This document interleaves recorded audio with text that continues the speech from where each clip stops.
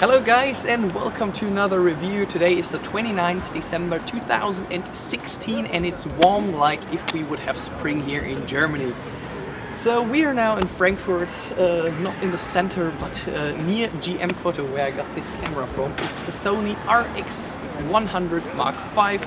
I made a review but only in German on my account, so if you want to still take a look at it, feel free. We take now a couple pictures with that great performance camera, and there's also a link in the video description below where you can download some of these files with that camera taken in RAW and JPEG. So enjoy, and if we don't see each other before, have a nice New Year's Eve and a great start in 2017. Thanks for watching. Let's get to some specs of the Sony RX100 V. You get an outstanding performance for a price of €1,200. The camera is equipped with a 1-inch sensor with a resolution of 20 megapixels.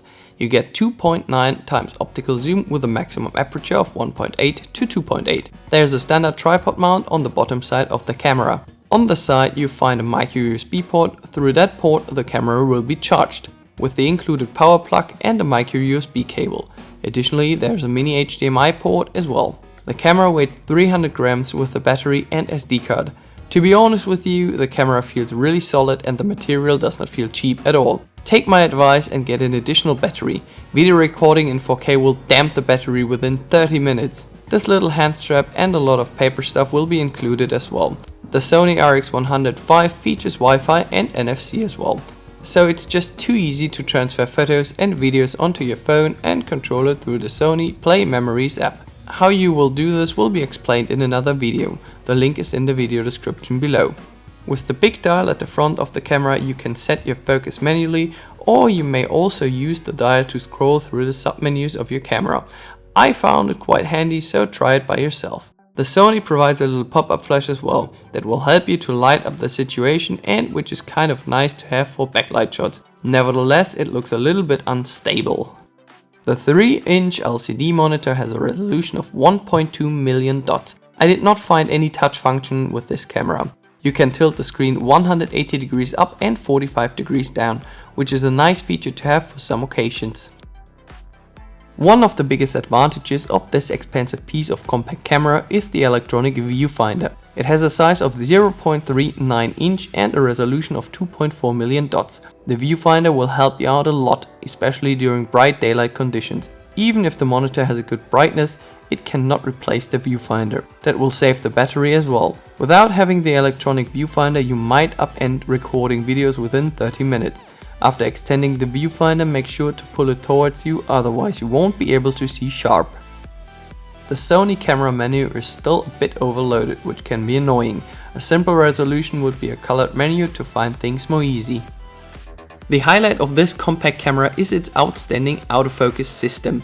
It has 315 autofocus points, which you can't select individually. But anyways, with a focus speed of just 0.05 seconds, it's probably the fastest AF system on the compact camera that you can discover at the moment. As usual, to make the full use of the speed, you need a fast writing SD card as well. And with that fast memory card, you might be able to take 24 photos a second in RAW and JPEG. A minor disadvantage is that the camera blocks any inputs when it's busy writing the footage on the card. The AF tracking worked out quite nice in our test.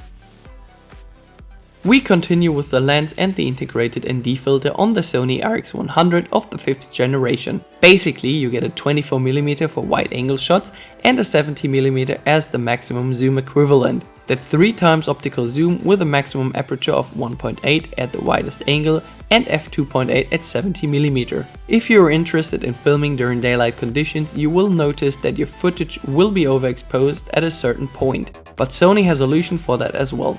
We can make the full use of the integrated ND filter, which is a nice tool if you want to film with a fast aperture to keep a nice blurry background during daylight conditions. It's really nice to have the ND filter for portrait shots and close-ups, especially for filmers.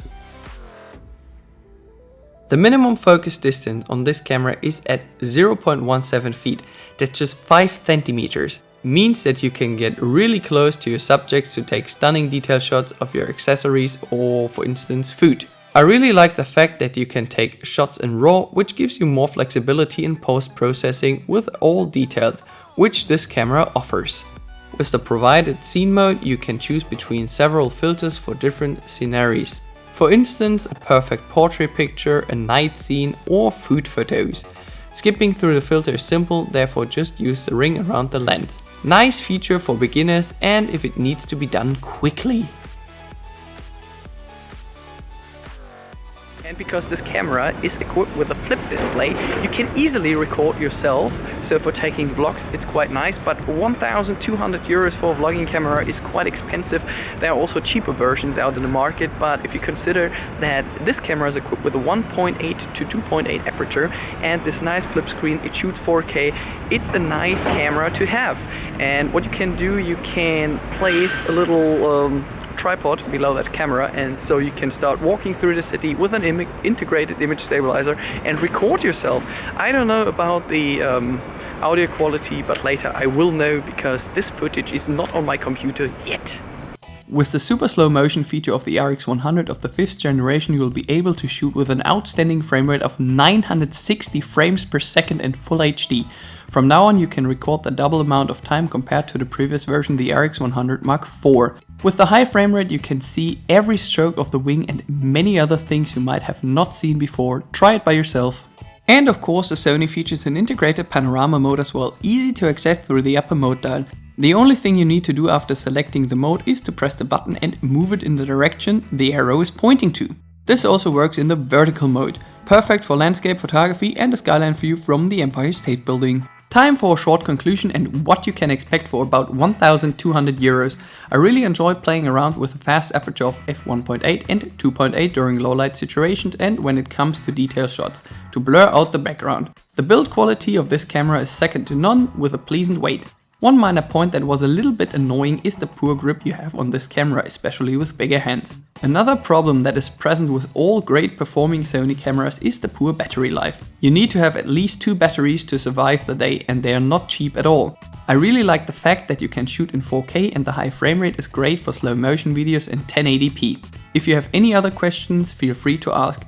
There are a couple photos available, the link is in the video description below. Get this camera in Frankfurt's best camera store near the airport and the central station at GM-Foto. And if you need a clean sensor, just come in and we'll make it look good again.